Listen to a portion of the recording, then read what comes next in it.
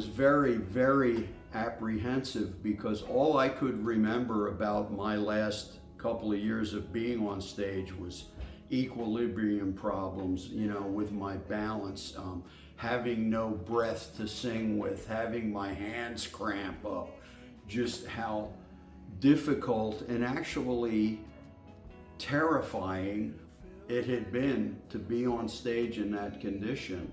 You came out at Royal Albert Hall and introduced me. To spend many of the past 18 months in hospitals, too weak to walk and too tired to talk. In May of last year, in the 11th hour, a perfect liver donor match and an outpouring of love and support from the blues community saved his life. Since Behind me, and I started playing. I didn't have any hand cramps. I had all this breath. It was just, wow, I'm home. This is what it's a cliche, but this is what I'm living for, is to do this. And it was just a beautiful, beautiful experience. Yeah, and then that same Lead Belly Festival, and very shortly thereafter took you to Carnegie Hall in New York. Yes, yeah, we went to Carnegie Hall. I did the same songs, but with different musicians. Yeah.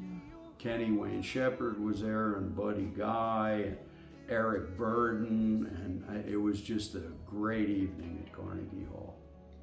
We had some great years. These were probably some of the best years, where everything was kind of going well. Yeah. And a sense of gratitude. The sense of gratitude remains and always will. But I felt great, and we were with a great record label that believed in me and supported what I do, and so they gave me the opportunity to keep making record albums and keep writing. And the first record I did was Battle Scars, and that won Blues Rock Album of the Year at the Blues Awards in Memphis. I had a song on there, Gonna Live Again, won Song of the Year. And then that went for a few years. We were able to sort of recover financially, you continued to recover physically.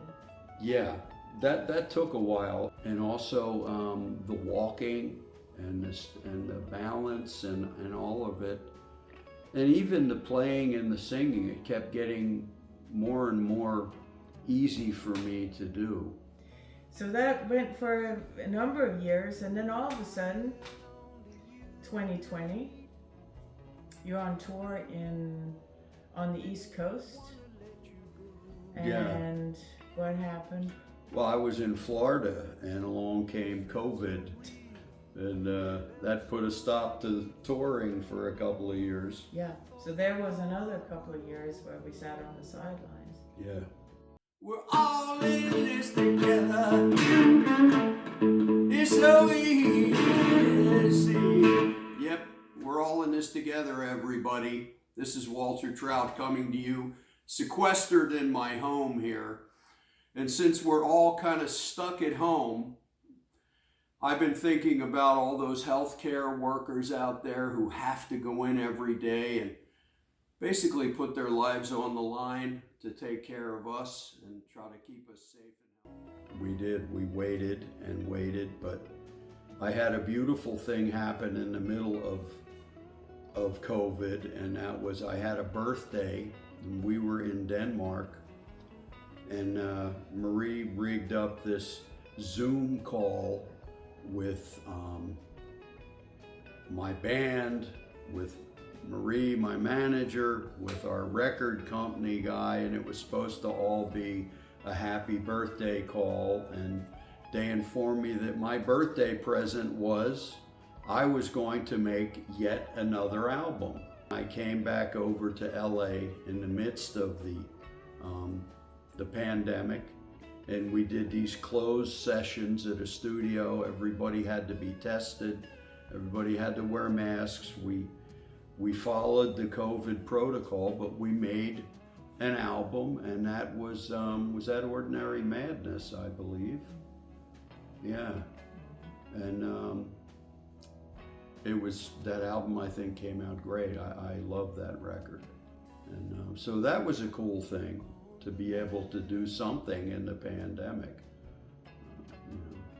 And then gradually, eventually, very carefully, you remember the shows you did where people were socially distanced? Yes, yeah, we did some touring in Europe, and they were, it was really just to get out there and play. For example, we played the Paradiso, which is pretty much my favorite venue in the world, and that normally holds, I think, about 1,600 people.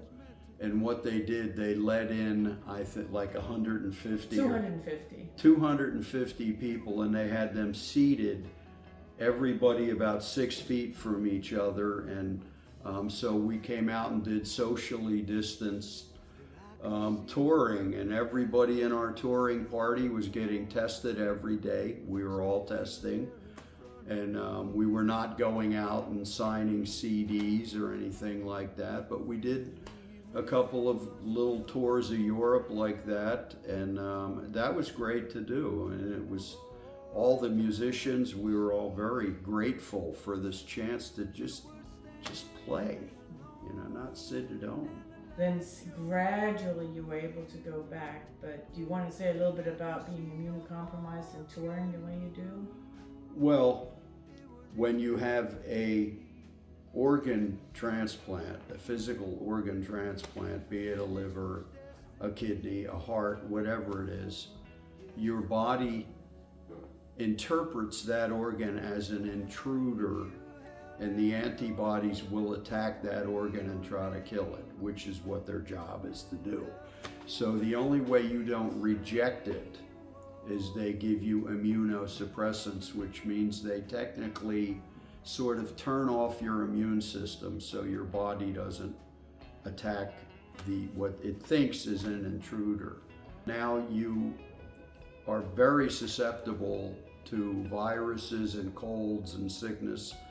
So I was no longer able to go out to the merchandise booth, for example, and sign CDs and take pictures with people, which is something I always loved. I loved meeting the fans after the gig. I enjoyed it so much because they would tell me stories about what my music meant to them, and that meant the world to me. But I can't do that anymore. You know, I can't be in crowds of people because I am on these immunosuppressants now till the day I die. Certainly not stopping you from touring. No, I'm still touring, like, a lot, but I can't go out and meet the fans after the gig. I have to stay in the dressing room. Has the music changed for you through these different things you've experienced? Has the music come to mean more to you than it did before? What I think is, I think I have more to put into it, and also the fact that it's what I believe was my calling. I mean, I decided when I was 14 that this is what I'm going to do for my life. And I never looked back. I never changed my mind. It was never anything but this, but music. And then it was taken from me. I couldn't do it anymore. And the fact that I worked and fought to get it back, it has deeper meaning to me, and also I'm filled with gratitude to have it.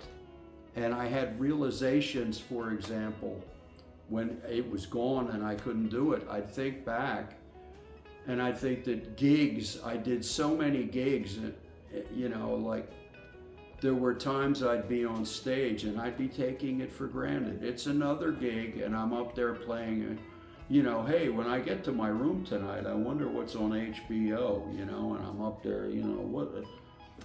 And I was kind of ashamed of myself because I realized I'd been given a gift and I had not taken it as seriously as I should have, and I had not valued it as deeply as I should have, and I do now. And when I get up there now, it's my calling and it's my duty to give them the best I have every night and to be there and be present in every note. And I can play a lot of notes.